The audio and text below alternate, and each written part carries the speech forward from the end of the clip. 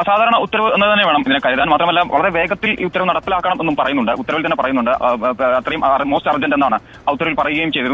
ഉന്നത വിദ്യാഭ്യാസ വകുപ്പാണ് ഇത്തരത്തിലൊരു ഉത്തരവ് ഇറക്കിയിരിക്കുന്നത്. അതായത് വിദ്യാർത്ഥികൾ അതുപോലെ തന്നെ യുവാക്കൾ ഒന്നും തന്നെ ഈ പറഞ്ഞ CJPയുടെയോ അല്ലെങ്കിൽ ഇടതു പാർട്ടികൾ നടത്തിയ പ്രതിഷേധങ്ങളിലോ പങ്കെടുക്കരുത് എന്നാണ് പറയുന്നത്. ഇത്തരത്തിൽ പങ്കെടുക്കുന്ന ആളുകൾക്കെതിരെ കൃത്യമായ നടപടി സ്വീകരിക്കണം. ആ നടപടി എന്ത് നടപടിയാണ് സ്വീകരിക്കുന്നത് അത് കൃത്യമായി തന്നെ ഉന്നത വിദ്യാഭ്യാസ വകുപ്പിനെ അറിയിക്കണം എന്നുള്ളതാണ് ഈ നിർദ്ദേശത്തിൽ പറയുന്നത്. കൃത്യമായ കാരണങ്ങളൊന്നും തന്നെ ഉത്തരവിൽ പറയുന്നത്. തമിഴ്നാട് സർക്കാരിന് ഉത്തരവ് ഇറക്കിയത് മാത്രമേ ഓർമ്മയുള്ളൂ. ഇപ്പോൾ ചുരുട്ടി കൂട്ടിയിട്ട് പുറത്ത് വെളിയിൽ എറിഞ്ഞിട്ടുണ്ട്.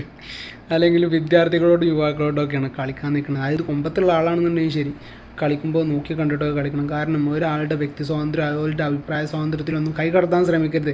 അതിനല്ല രാഷ്ട്രീയത്തിൽ വരുന്നത്. അവർക്ക് നല്ലത് എന്താണോ ചെയ്യാൻ പറ്റുന്നത് അത് ചെയ്യാനോ നോക്കേണ്ടത്. അല്ലാണ്ട് അവരുടെ വ്യക്തി സ്വാതന്ത്ര്യത്തിലും അഭിപ്രായ സ്വാതന്ത്ര്യത്തിലും കൈകടത്തിയിട്ടല്ല ഇമാരി നിയമങ്ങളൊക്കെ ഇറക്കേണ്ടത്.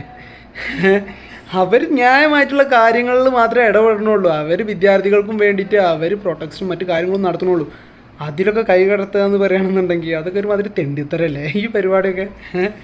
എന്തായാലും അത് ഇപ്പോൾ ചുരുട്ടി കൂട്ടിയിട്ട് വെളിയിൽ എറിഞ്ഞിട്ടുണ്ട്, മനസ്സിലായിട്ടുണ്ട്.